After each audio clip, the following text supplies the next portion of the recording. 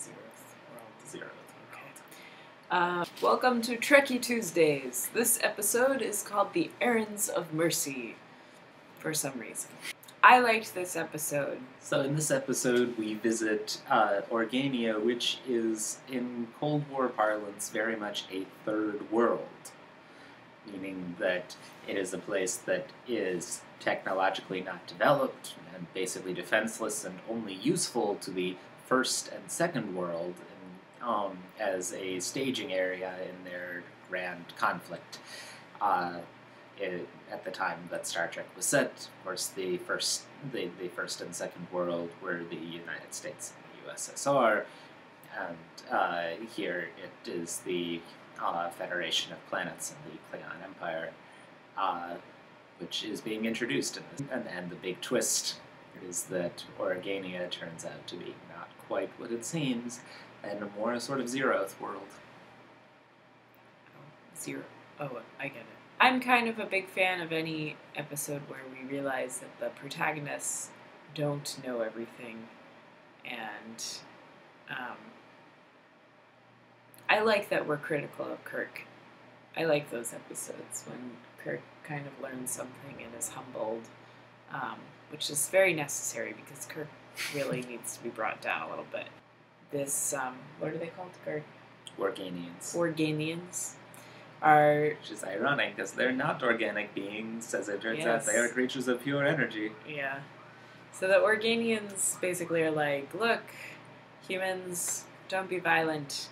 And humans are like, but we must be violent because of Klingons' violence. They're going to be more violent than us. Just you wait and see.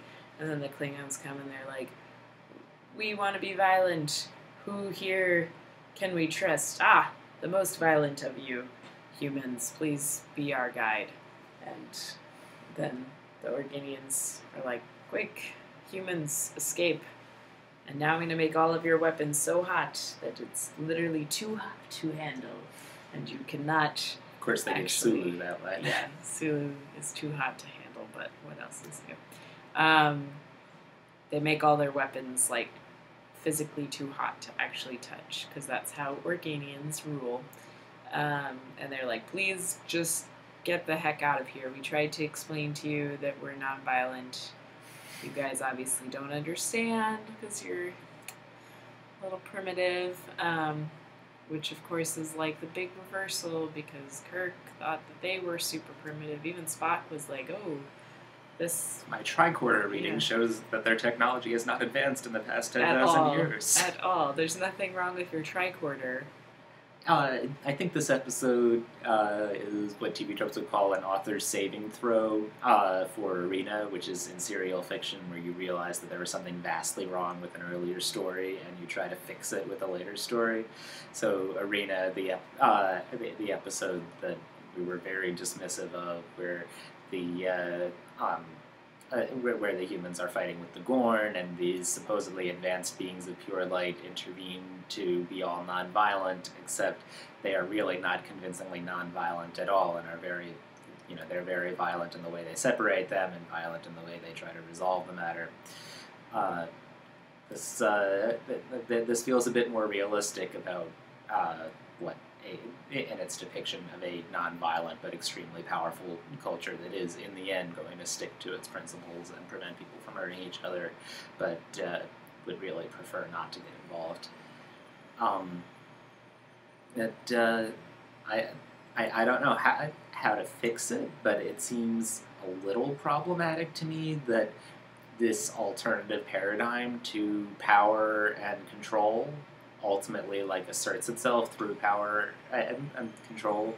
That we have this lesson about not looking down on the Organians just because they're not high tech and don't respond to threats with violence, but the way they ultimately assert themselves is by demonstrating that they have extremely high effective technology and do use, if not destructive force, still force.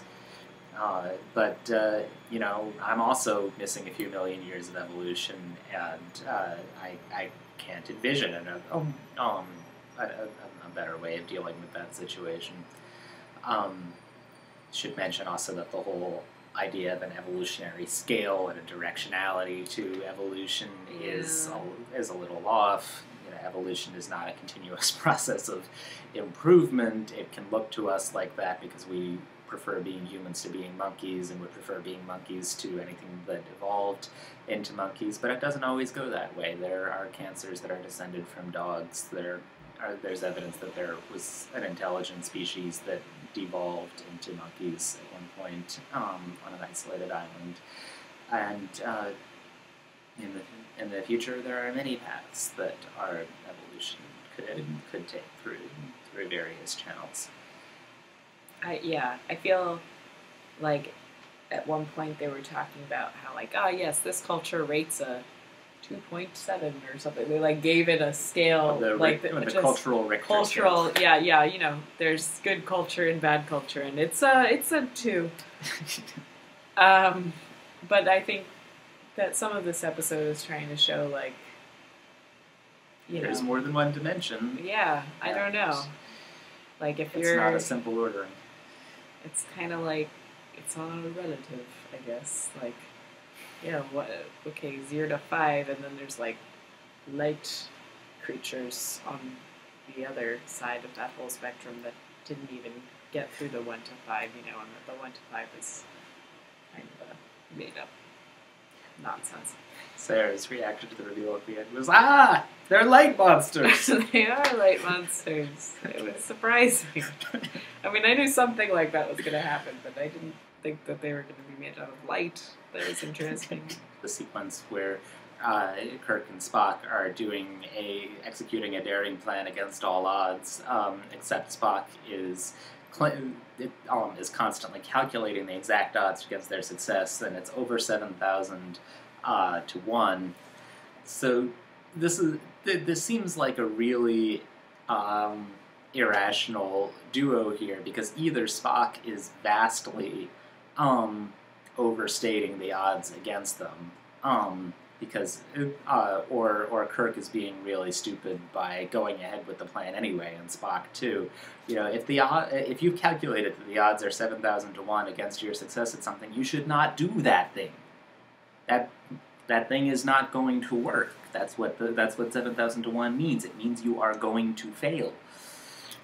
Yeah, I mean, these interactions are not to be taken as like an example of like, this is how logic works. You calculate a ridiculous odd and then you go, okay, let's do it anyway, I feel like it's just supposed to make us kind of like this odd couple a little bit. It's an endearing sequence where they're like, our odds have slightly improved. I feel like this episode was not meant to air right after the Devil in the Dark, which has exactly the same comedy routine. Like, they copy and paste dialogue between the two.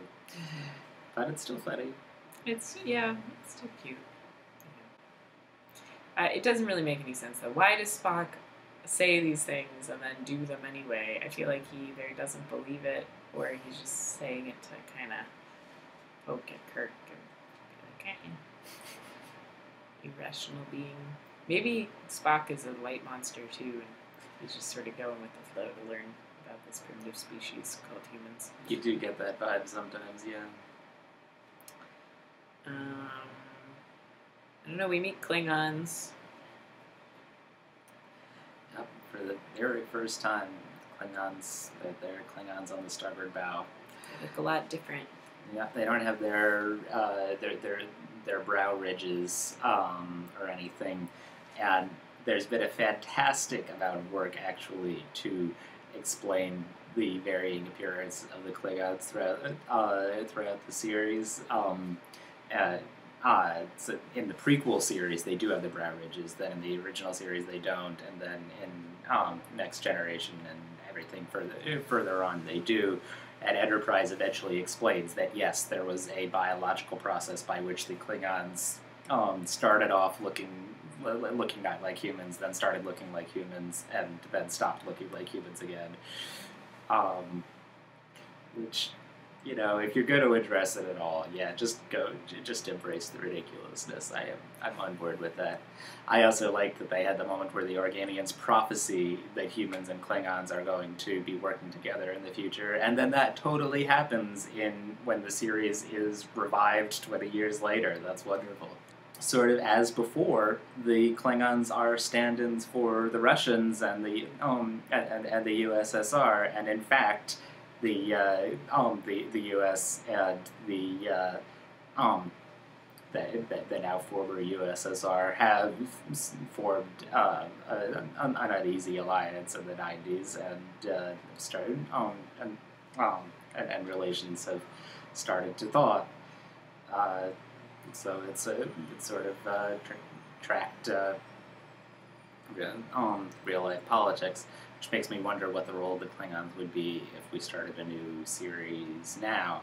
I mean, I guess it's answered by the fact that in J.J. Abrams, we've gone back to series. We've gone back to the time of Kirk, and we have gone back to, in the most recent depiction of Klingons, we're not at war with them, but yeah. Yeah, I guess this episode kind of brings up a running theme of Star Trek, which is sort of like, is the Federation the, like, policemen of the universe, or are they just quiet observers who, are studying new life and new civilizations and not interfering? And while they keep saying that they're just studying new life and they're not interfering, they totally do all the time. Which is very, kind of the U.S., right? We're all like, oh, we're just over here doing our own thing in the American way, but really we're kind of meddling in places we should without full understanding of what the full facts are of this new culture and this new land, and just basically fuddling around until we kind of figure it out and have a grand escape and have made it out alive yet again, despite the odds.